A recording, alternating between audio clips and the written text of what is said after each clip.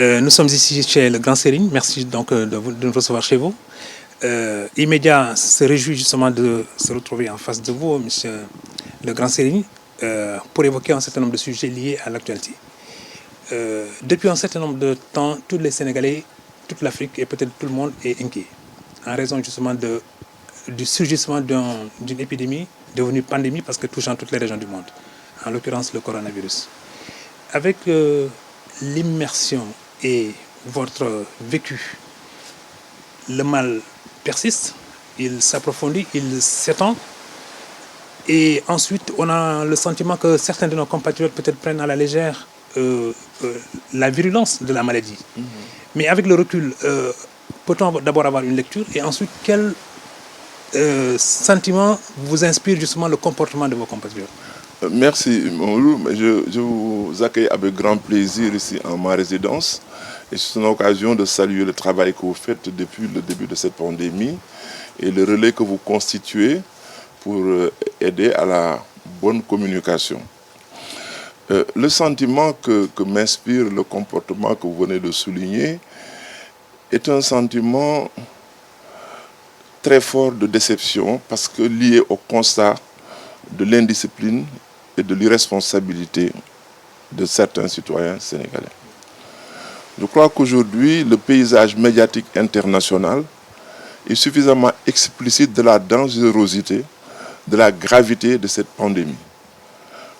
Il n'y a plus lieu, au nom du libéralisme, des libertés individuelles, laisser des jeunes, des moins jeunes, mettre en danger le Sénégal parce que mettant en danger ses enfants.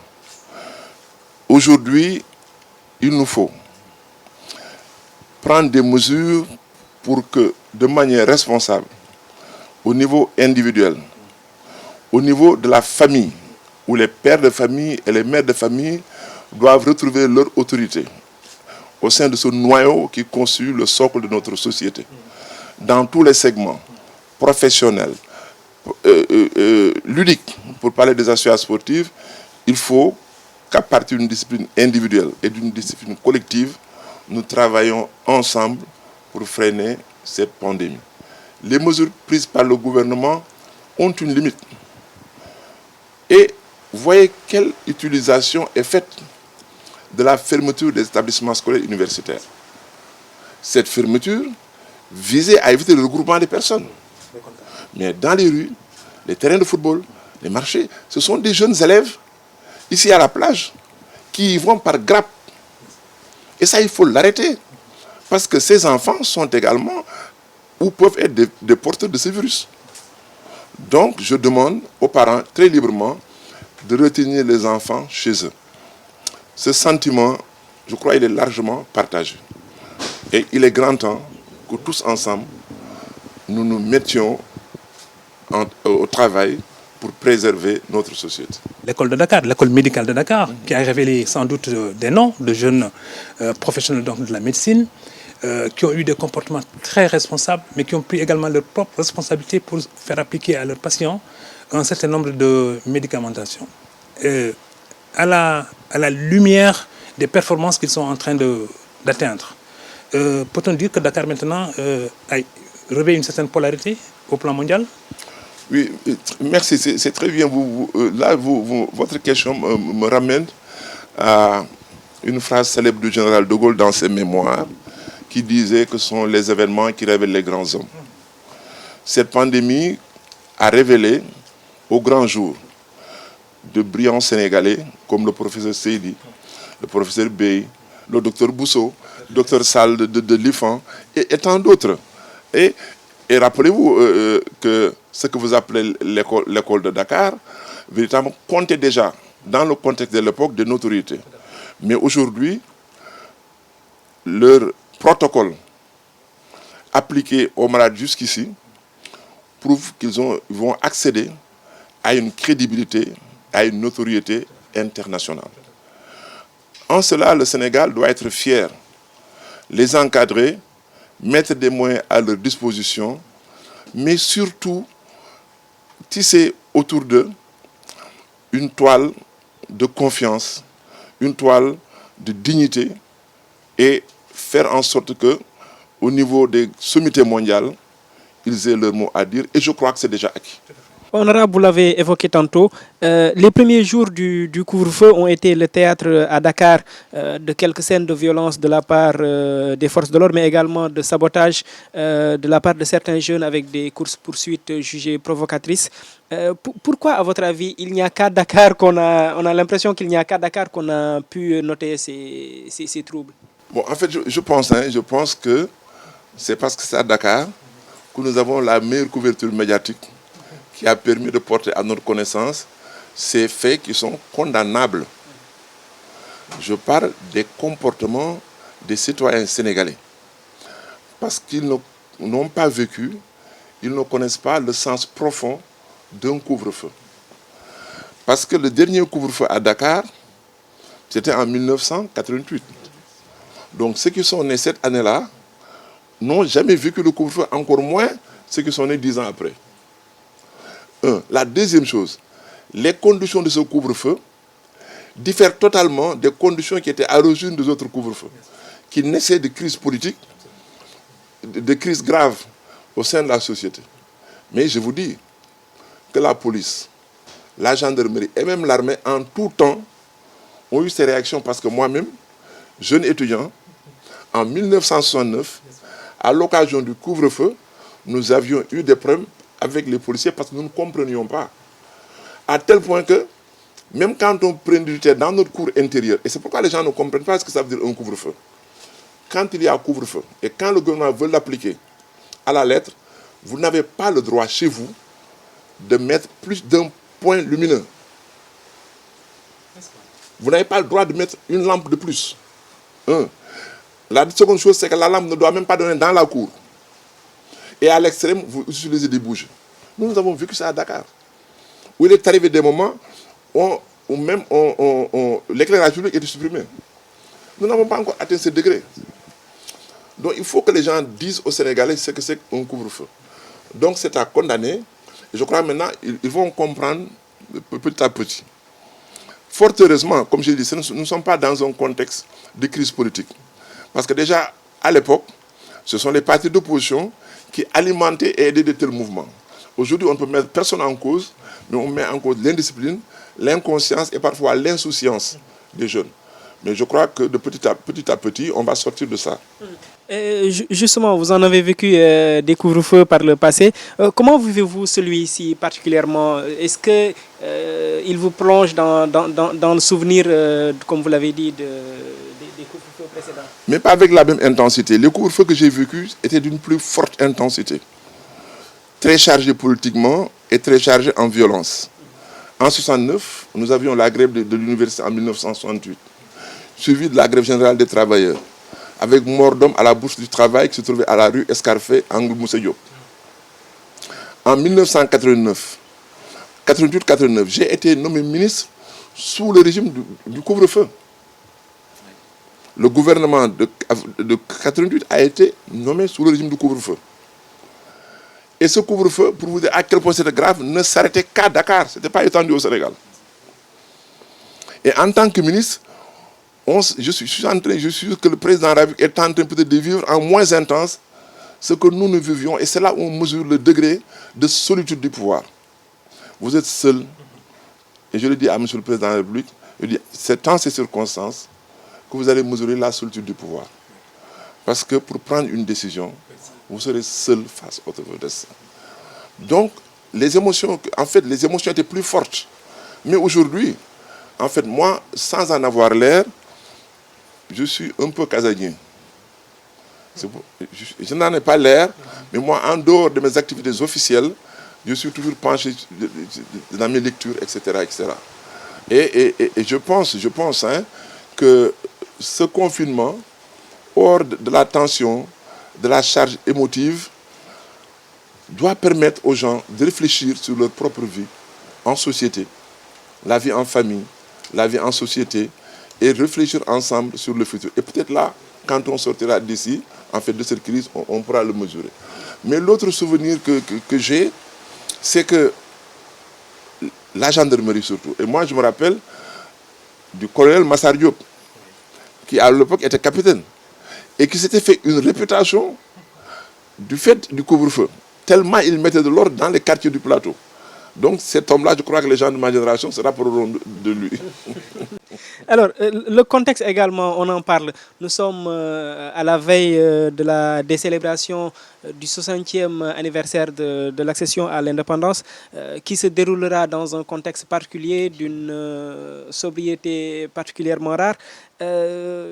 Quand vous regardez un peu dans le rétroviseur sur ces 60 ans d'indépendance, que retenez-vous principalement? Mais en fait, moi, je crois que, je vous l'ai dit, en 1988, la fête de l'indépendance avait été célébrée avec une prise d'armes à la place de l'indépendance. Cette année, ce sera au Palais. Ce sera au Palais, c'est la différence, c'est le format. Mais déjà, c'était une prise d'armes extrêmement austère en 1988, également très chargée. Très chargée. Mais ce que je retiens, et certainement vous, les spécialistes de la communication, vous devrez partager ça avec moi, c'est le symbole que porte la décision du chef de l'État de célébrer par une prise d'armes au Palais cette fête de l'indépendance pour marquer la gravité de la situation. Parce que l'autre élément, autant on veut protéger les citoyens, autant il ne faut pas exposer nos forces armées et de sécurité. Parce que le défilé de l'indépendance, ce n'est pas le 4 avril, c'est tous les 15 jours ou les 21 jours qui précèdent les entraînements et tout, dans les écoles, dans les camps militaires, etc. Donc le président a mesuré tout ça, et même pour la prise d'armes à la place de l'indépendance, c'était au moins un regroupement de 500 personnes, parce que si vous prenez tous les corps constitués, vous prenez certaines, vous avez facilement 1000 personnes. Et je crois que moi, c'est ça que je retiens comme symbole ou comme signal fort à l'endroit des Sénégalais. Mais l'essentiel, c'est d'en tirer les leçons. Si aujourd'hui, la fête de l'indépendance est organisée de cette manière, toute autre fête collective ou individuelle ou familiale doit suivre cette logique de restriction et de sobriété. Vous êtes parlementaire. Oui. Le président de la République a sollicité et obtenu donc du Parlement, en introduisant un projet de loi, donc là, une loi d'habilitation qui lui permet sans doute de gouverner par ordonnance ou de légiférer par ordonnance, c'est ça qu'on dit. Il y a eu un consensus de la classe politique. La plupart qui sont représentés au sein de l'Assemblée nationale ont eu des rencontres tour à tour avec le président de la République. Cette dimension politique de la pandémie révèle-t-elle au grand jour une certaine culture politique chez nous, et ensuite ça nous prédispose à quel type d'environnement politique dans le futur? Mais c'est une question extrêmement complexe. En fait, ça, c'est tout à fait conforme à votre belle structure intellectuelle. Alors, d'abord, je pense que ça révèle, en ces circonstances, la capacité des Sénégalais,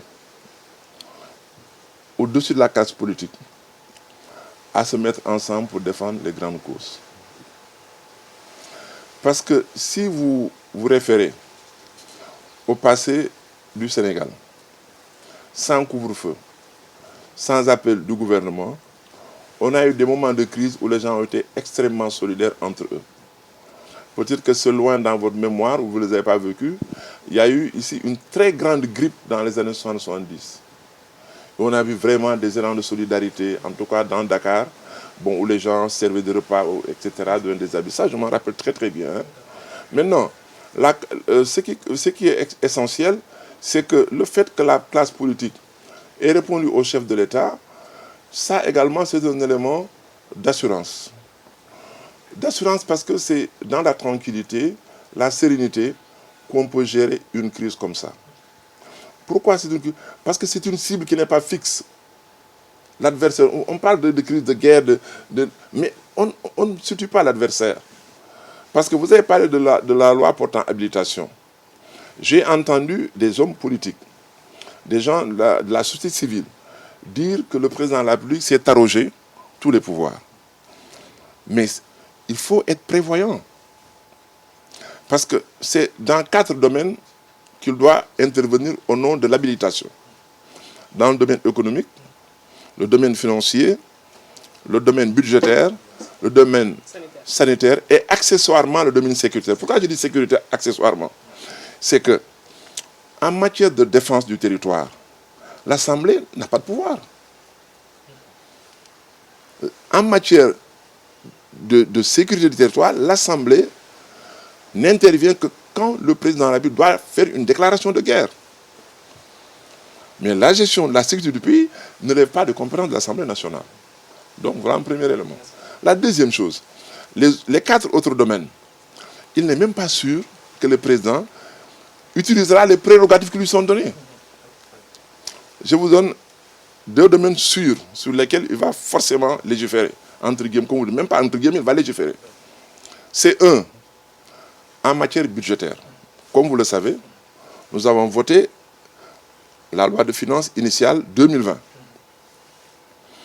dont l'exécution commence le 1er janvier, depuis le 1er janvier. Donc, nous avons 9 mois d'exécution budgétaire. Or, le chef de l'État prévoit un budget de 1000 milliards. Sur les 1000 milliards, il y a forcément une contribution de l'État du Sénégal tirée de son budget. Mais pour le faire, avec le nouveau budget programme commandé par la directive de l'UMOA, il ne peut le faire que par le moyen d'une loi de finances rectificative. Or, la procédure d'une loi de finances rectificative est très longue. Donc là, il pourra prendre, comme vous le dites, un décret-loi, une ordonnance pour dire qu'il y avait 400 millions de crédits au ministère de la Jeunesse pour préparer JO 2022, je les prends. Il y avait 900 millions pour les frais de mission de tel ministère des Affaires étrangères, je le prends. C'est ça qu'il peut faire plutôt que voter un truc. Alors, ça c'est le domaine budgétaire. Et il n'y a que dans ce domaine-là où il va exercer cette compétence qui lui a été transférée par habilitation. Dans le domaine financier et le domaine économique, parce que le domaine économique est assez ouvert. Mais nous avons aujourd'hui tous constaté, et vous particulièrement les journalistes, en tout cas les journalistes pointus, que le cours du dollar a chuté. Nous sommes à moins de 25 $ le baril. Toutes les hypothèses d'exploitation du pétrole et du gaz du Sénégal étaient bâties sur des hypothèses plus hautes. Aujourd'hui, nos partenaires en affaires, Phare, Goodside, Crane Energy, disent qu'ils ne peuvent plus syndiquer le financement. Alors, je pose une question, je ne pose même pas une question. Nous avons voté le code gazier, nous avons voté le code minier, nous avons voté le code pétrolier. Est-ce que par extraordinaire, pour sauver notre projet, le président ne peut pas être amené à modifier quelques dispositions de ce code? Je ne sais pas. Donc, vous voyez, ce sont des questions qu'on ne peut pas maîtriser quand on est hors du système. Parce qu'aujourd'hui, l'Arabie Saoudite peut régler son problème parce qu'ils ont des réserves de pétrole, ils ont des réserves de gaz, etc. Vous voyez la Russie, c'est des réserves. Mais nous avions prévu le baril en 2022. Maintenant, il faut tout reprendre. Donc voilà, je vous donne des exemples concrets pour que l'on comprenne que le président est habilité dans ces 4 domaines. Ce que j'ajoute maintenant, c'est que l'Assemblée nationale continue de fonctionner. Nous, demain ou après-demain, on peut se réunir et voter des lois. Ça, il faut qu'on le comprenne. L'Assemblée n'est dessaisie d'aucune de ses compétences. C'est ça qu'il faut le comprendre dans la loi d'habilitation. Ça, il faut le comprendre. Demain, le président Moustapha Niasse peut nous dire, écoutez, il y a la loi, le projet de loi sur la médecine traditionnelle, par exemple, qui nous a été distribué depuis longtemps. Il dit, écoutez, monsieur, bon, puisqu'on parle de soigner le coronavirus par le quinquilibre, le ceci, cela, venez, on va voter la loi. On va se réunir pour voter la loi. Donc, il faut que l'on comprenne vraiment cela. Il y a eu une petite polémique née d'un amendement qui a été finalement retiré avant le vote de la loi d'habilitation. Cette petite polémique a rejailli un peu sur le terrain politique. Quel commentaire le parlementaire que vous êtes fait sur cette petite polémique entre guillemets? Mais heureusement, vous me posez une question dont la réponse n'amènera jamais une faute pour manquement à une obligation liée à la confidentialité de nos travaux. En vérité, cette affaire a été mal comprise par l'opinion et ceux qui l'ont relayée. Malheureusement, je suis obligé de parler de moi-même. Je demande au président Moussa Vanès de bien vouloir m'en excuser, et c'est comme membre du bureau. Le projet de loi d'habilitation a été déposé sur la table, le bureau de l'Assemblée nationale. Nous nous sommes réunis le lundi. Quand on s'est réunis, c'était pour arrêter en réunion de bureau et ensuite la conférence de présidents, le calendrier de travail. À cette occasion, j'ai pris la parole pour dire, Monsieur le Président, est-ce que je peux faire une petite digression par rapport au sujet pour m'attarder sur le texte qu'on nous a présenté. Il m'a dit, je vous le permets. Je dis, Monsieur le Président, ce texte est incomplet. Parce que l'article ne prévoit l'habilitation que pour l'ordre économique, l'ordre budgétaire, l'ordre sanitaire et sécuritaire. Il n'y a pas l'ordre financier. On ne peut pas confondre économie et finance. Il faut serrer et l'ajouter. Le président Agnès et tout le bureau étaient d'accord. Je les prends à témoin. C'est le lundi. Le mardi, il y avait une réunion de la commission des lois à laquelle le ministre de la Justice a assisté. Il est venu, c'est lui qui a proposé les rajouts en question. Des mesures de tous ordres, notamment en matière de. Ça, c'est le ministre qui l'a augmenté. Et en ajoutant dans le domaine juridique. C'est le mardi. À la sortie ou à la fin de cette réunion de commission, moi, je n'avais pas assisté. On nous a informé par différents canaux qu'il y avait cet ajout. Ablaye Makhtar Diop, Aïmerou Nying, Seydou Diouf, en rapport avec le président de l'Assemblée nationale, nous avons dit, je suis obligé d'en parler en public, nous avons dit qu'il ne faut pas laisser passer cet amendement parce que ça va ouvrir une fenêtre de tir sur le président de la République. Vous avez bien compris. Alors, comme le texte était déjà passé en commission, il fallait entre la nuit du mardi et le mercredi, jour de l'Assemblée, rectifier le tir. Une nuit blanche. Exact. Alors, ce qu'on a appelé l'amendement, c'est que donc le texte ajouté par le ministre, il fallait le corriger. Donc, c'est ainsi que le groupe avec, contrairement à ce qui a été écrit dans la presse, c'est le groupe avec le président Aïmerou, Seydou Diouf. Non, moi, je n'ai pas participé à la rédaction de l'amendement. C'est que moi, j'ai été le premier à proposer. Mais entre la nuit du mardi et du mercredi, c'est le président Agnès qui a coordonné ça. Et a demandé à Aïmerou, président du groupe, Seydou, ancien président de la commission des lois, actuel président de la commission des finances, de réfléchir pour faire un amendement. Quand ils ont fini de faire l'amendement, c'est que si vous aviez suivi la réponse du ministre de la Justice, vous aurez compris. Parce que quand on a porté l'amendement, on a fait porter l'amendement par Abdoumbo, c'est différent. On lui a fait lire l'amendement, ce n'est pas lui. Contrairement à ce qui a été écrit à la une des Échos, Abdoumbo sur l'Assemblée nationale. Ce n'est pas vrai. Alors, ce qui s'est passé, donc, on lui a fait porter l'amendement. Mais le ministre de la Justice l'a bien dit en plénière. Il a dit, cet amendement, je l'accepte parce que nous l'avons fait en concertation avec l'accord du président de la République qui a compris que la position initiale du lundi était la bonne. C'est ça le texte qui est dans la loi d'habilitation. Donc, je tenais à préciser ça. Vous avez bien compris. Parfaitement. Voilà. Maintenant, pensez-vous que cette loi puisse être source d'une tentation, d'éventuelles fautes de gestion, par exemple? Est-ce un blanc-seing qui permettrait à l'exécutif d'avoir les mains libres et sans possibilité de contrôle et de compte à rendre dans le futur? Non, vous savez, c'est-à-dire que toutes les lois méritent adaptation. En commençant par la loi de 69 sur l'état d'urgence. C'est qu'il y a un terme assez général qui a permis de prendre l'état d'urgence. Parce qu'aujourd'hui, avec cette pandémie, on peut considérer que le Sénégal est menacé. Mais après cette pandémie, il va falloir modifier cette loi et prévoir des cataclysmes naturels, etc. etc. N'est-ce pas? La deuxième chose, c'est que cette loi d'habilitation n'est pas la première au Sénégal. En 1994, le président Abdou avait été habilité pour prendre par ordonnance des mesures pour modifier le Code général des impôts du Sénégal. Il l'avait fait. Aujourd'hui, je ne vois pas quel Sénégalais serait suicidaire pour tenter de détourner un sou ou un gramme de vivre dans les conditions où nous trouvons. Vous savez, moi, en d'autres circonstances, j'aurais proposé même la modification de la loi pénale pour criminaliser des faits comme ça, comme le cas du docteur Samba. Ça mérite d'être criminalisé. Mais quel Sénégalais, faute de pouvoir aider nos citoyens, se met à détruire leurs biens? Mais ça, je crois que le président Macky Sall, le gouvernement, personne ne pardonnera ça. Et attendez-vous bien à une chose. La loi d'habilitation, cette loi d'habilitation permet au président de la République de dire à l'Assemblée nationale, moi, je vais donner tel pouvoir, voilà ce que j'en ai fait. Mais l'Assemblée nationale encore garde son pouvoir de contrôle.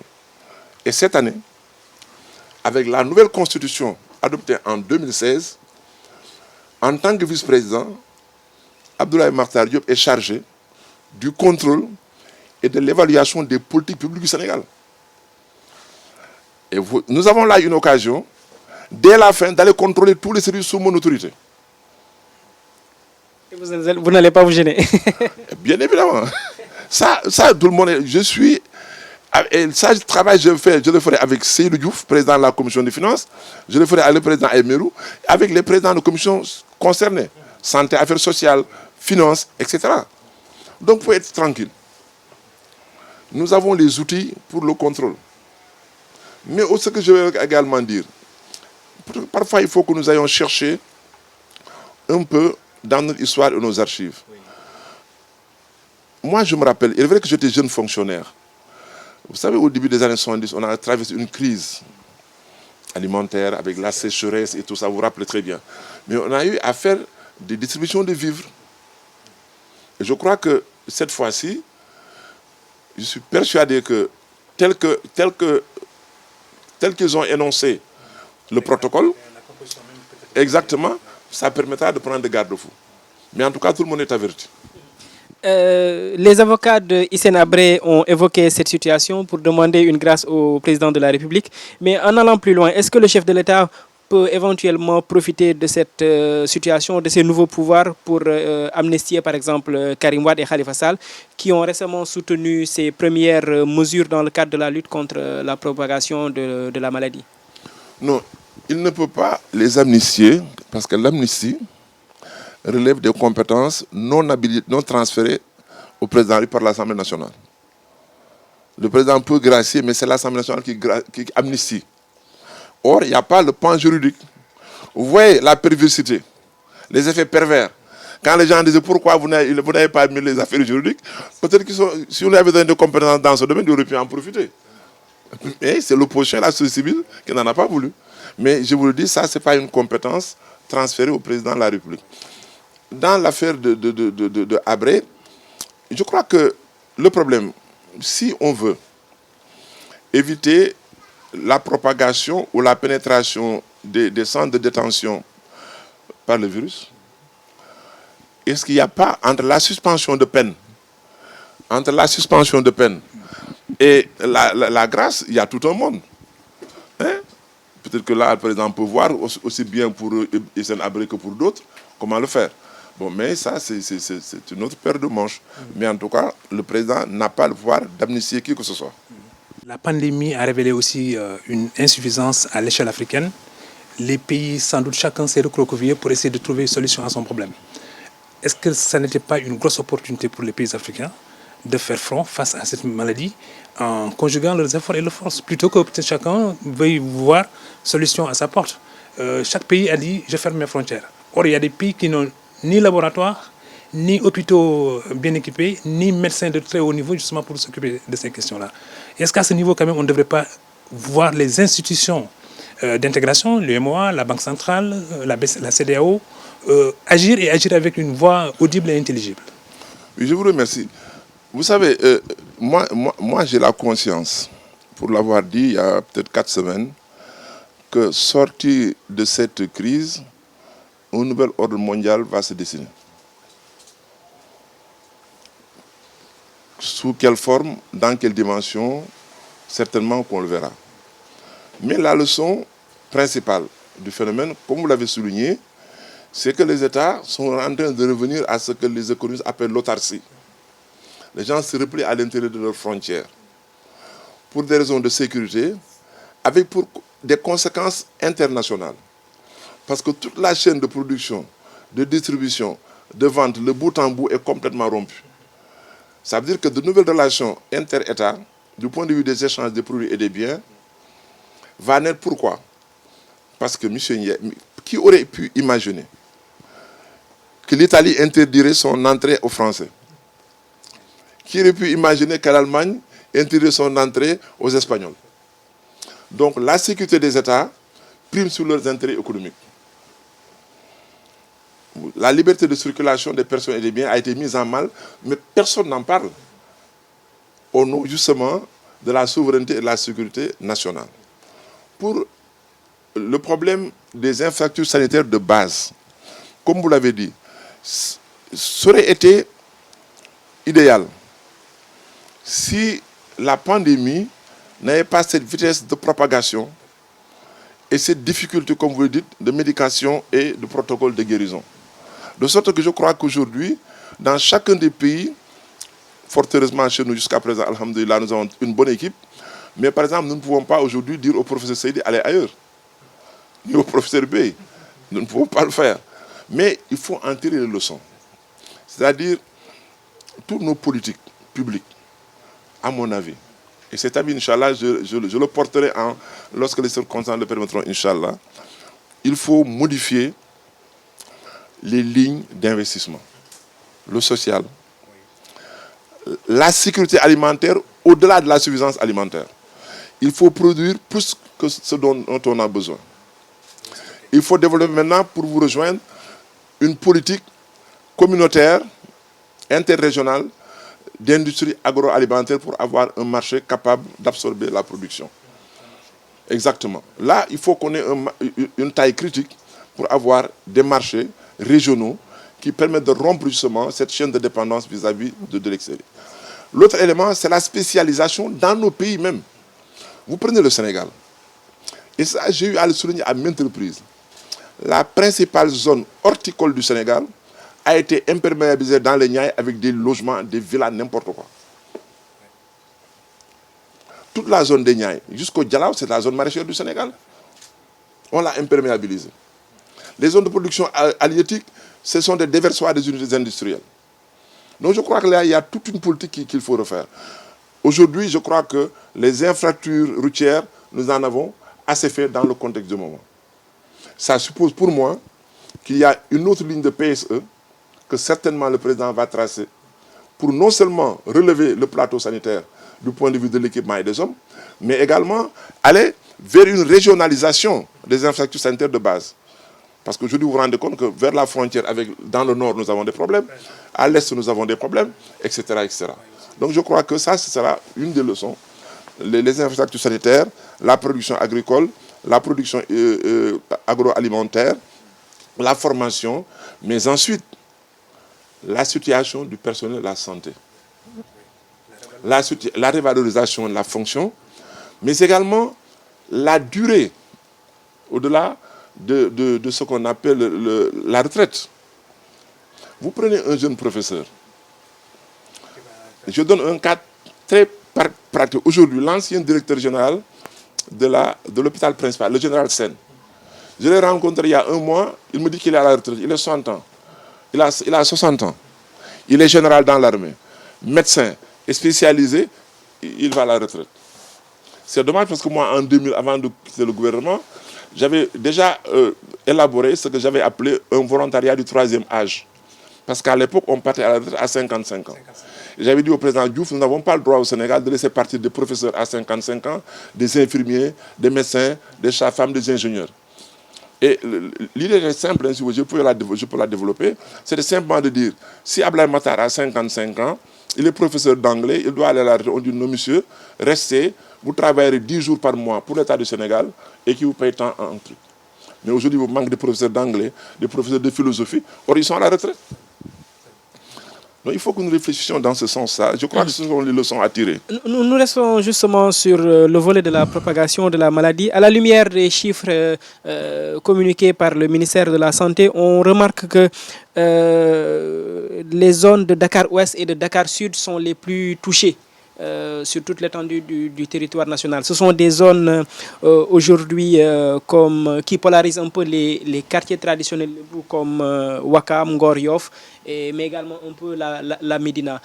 Quelle lecture le grand serigne de Dakar que vous êtes faite sur ces données après un mois Alors, en fait, je ne sais pas comment le virus s'est introduit dans ces quartiers, mais ce qui est certain, c'est que la promiscuité dans ces quartiers que vous venez de souligner constitue un élément de propagation.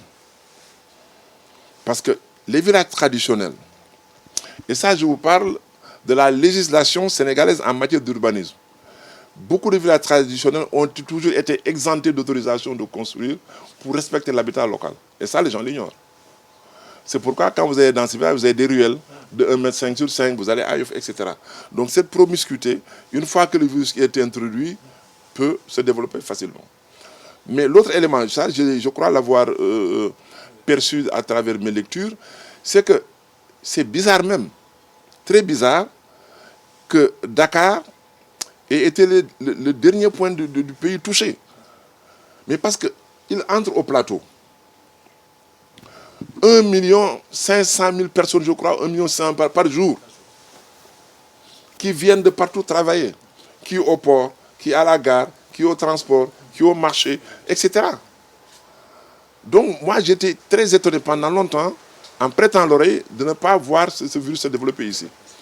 Parce que c'est là où véritablement le gouvernement doit rompre la circulation.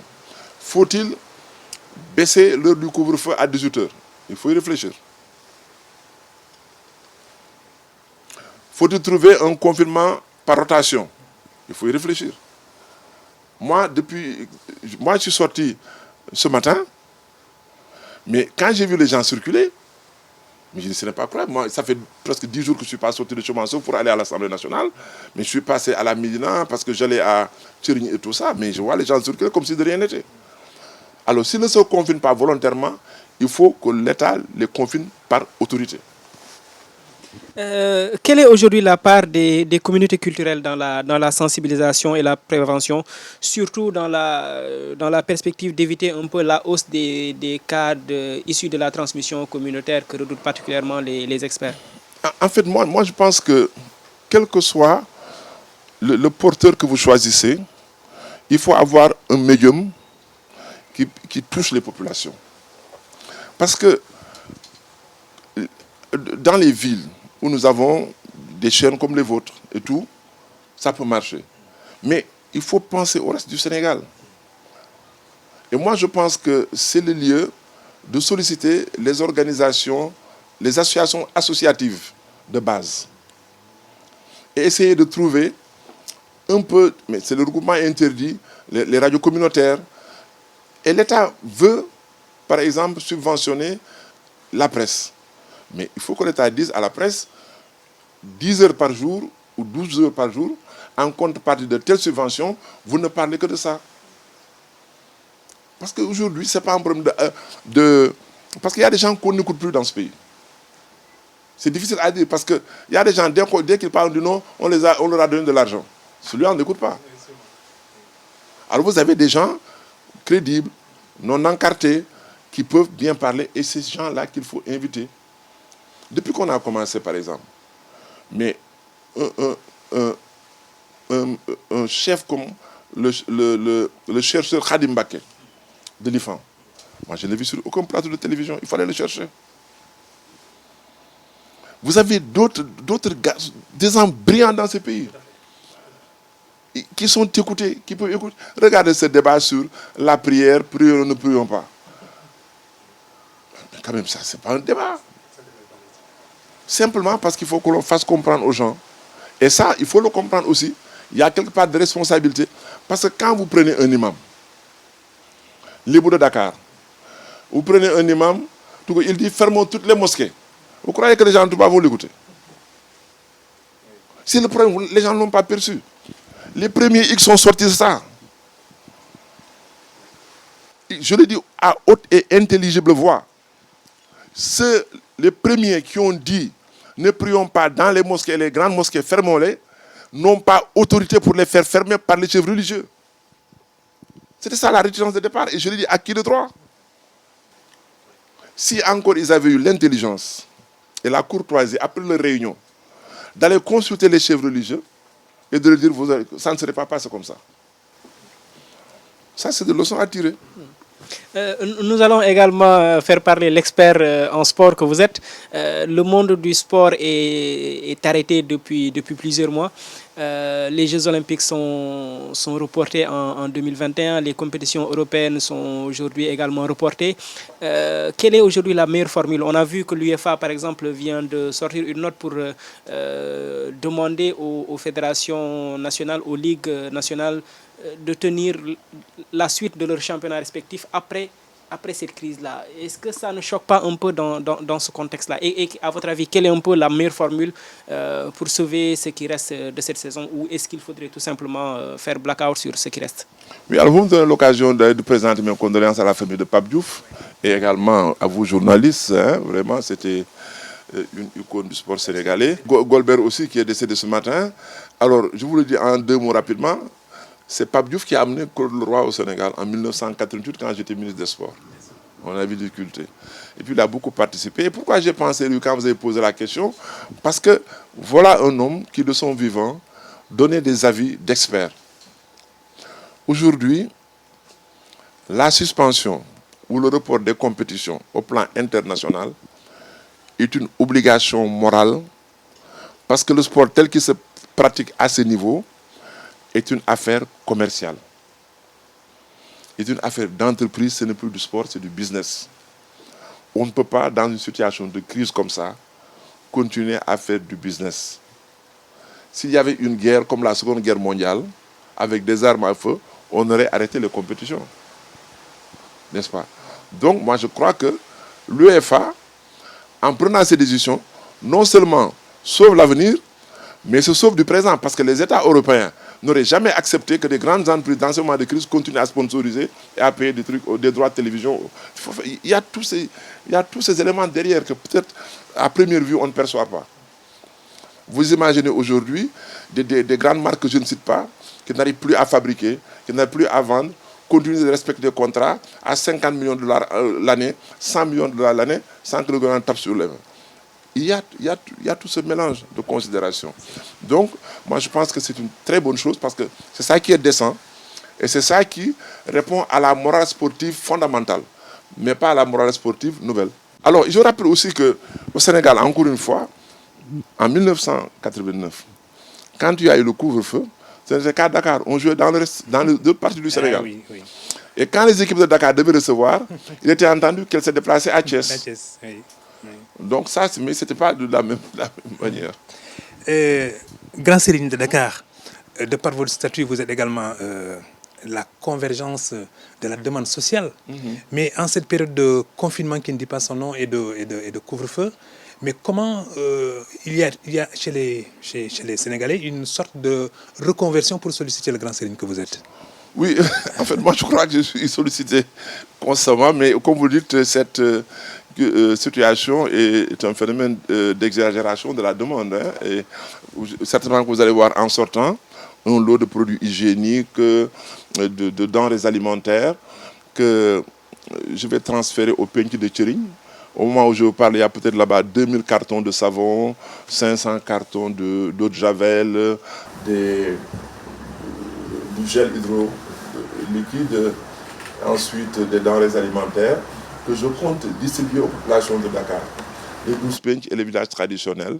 Et là, véritablement, de certains amis comme Aziz Ngom et d'autres qui sont de Dakar ont beaucoup contribué. Et ça, d'ailleurs, je crois que c'est la meilleure manière de régler ce problème parce que c'est à la base qu'on règle ça. Moi, je pense que si chacun de nous, avec les moyens qu'il a, aide son voisin démuni, etc. Par exemple, tous les jeunes qui sont là sur la plage, aussi bien à Terouba et Sogui qu'à Khedbe, mais je leur ai déjà donné du savon, du javel et du gel. Et ensuite des trucs. Donc si chacun le fait dans son quartier, je crois que le gouvernement aura des facilités pour en tout cas les mesures barrières. Et ensuite avec le confinement, baisser un peu la charge qui se pose dans les familles démunies. Et en direction aussi des grosses fortunes de ce pays, Quel message? Pour qu'au moins, quand même, voilà, elle manifeste un peu aussi Alors, leur générosité. là, je crois qu'il faut qu'ensemble, hein, nous partagions la préoccupation de certains hommes dotés de biens. Il faut que les gens sachent raison garder. Parce que la critique refrène l'action caritative de certaines personnes. Parce qu'ils se disent, quand je donne l'argent, ils vont commencer à faire le coup de gelée. Alors que moi, on me raconte l'histoire d'un marabout qui, à l'époque, vraiment recevait beaucoup de donations d'un milliardaire sénégalais. Un jour, des talibés sont venus le voir en disant, oui, mais marabout, l'argent que vous prenez, le gars là, on ne sait pas d'où il l'a pris. Il dit, je ne sais pas d'où il l'a pris, mais là où il le met, c'est bien. Alors, en fait, ça, il faut bien aujourd'hui, ça, moi je connais des gens qui ont beaucoup aidé dans la discrétion. J'en connais beaucoup. Et moi, au moins je vous parle, il y a des gens qui me disent, écoutez, dès que vous commencerez des distributions, dites-le moi, et je leur dis, donnez ça en public. On va vous donner du ceci, cela, au vu de tout le monde. Donc je crois que les gens, ils ont parfois peur de la critique. Parce qu'il y a des gens qui ont bâti leur fortune honnêtement, hors du pays. Parfois même dans le pays. Regardez, bon, je donne des exemples. Moi, j'ai vu 4 ou 5 jeunes, pignons sur rue, qui sont dans des bureaux de consultance internationale, très sérieux dans le secteur financier, qui ont donné tant de millions. Personne ne se pose la question. Mais personne ne soupçonnait qu'ils étaient capables de faire ça. Or, ils ne sont pas les plus riches du pays. Donc, je crois que c'est ça un peu qui les refrène. Mais il faut qu'on essaie au Sénégal d'être plus généreux dans la critique et ensuite partir toujours de bons préjugés à l'endroit des gens jusqu'à preuve du contraire. Alors, dernière question, parce que vraiment, votre temps est précieux, grand Non, non, je vous en prie. Arrivera sans doute le moment aussi peut-être de sortir de cette crise. Mais dans le moment que nous vivons en ce moment, il y a possibilité sans doute pour des esprits féconds comme le vôtre de réfléchir à comment sortir justement de cette situation-là. Est-ce qu'il y a un scénario plausible selon vous? Oui, moi je pense qu'il y a plusieurs scénarios. Le premier qui préoccupe aux gens, c'est la permanence de la stabilité politique. Si nous trouvons des formules pour trouver des consensus très forts de la classe politique, pour aujourd'hui et pour demain, nous pourrons, comme on a commencé à le bâtir autour de l'unité actuelle, je ne parle pas d'unité, d'union, je parle plutôt d'union et non d'unité. Nous sommes en train de réussir l'union, pas l'unité. L'union sacrée, mais pas l'unité. Mais donc, le premier scénario, c'est vraiment qu'on l'appelle gouvernement élargi d'ici les prochaines années, tout ce que l'on veut. Il faut qu'on trouve des consensus très forts. Le deuxième scénario, qu'on le veuille ou non, nous sommes retournés à l'état-providence. La place centrale dans la vie de nos États est prouvée par cette crise. L'État distributeur devenu, État sécuritaire, État qui encadre ses populations. Et ça, c'est de nouvelles politiques. Cette nouvelle politique appelle une redistribution des compétences dans un gouvernement.